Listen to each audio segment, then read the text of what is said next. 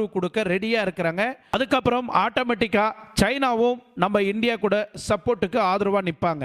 இதுக்கெல்லாம் பதிலடி கொடுக்கறதுனால தான் நம்ம நரேந்திர மோடி குஜராத்தில் ஒரு பிரச்சார மீட்டிங்கில், உங்களுக்கு எல்லாருக்குமே தெரியும், இந்தியில் பேசிட்டு இருந்த நம்ம நரேந்திர மோடி உலகத்துக்கே அறிமுகமாக ஒரு வார்னிங்கை கொடுக்க ஆரம்பித்தார் நம்ம நரேந்திர மோடி.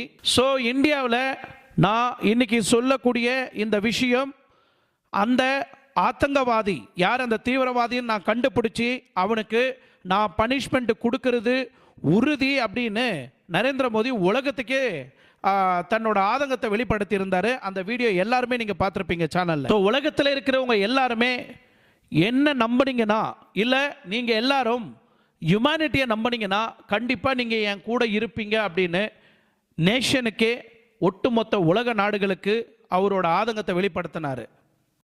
Today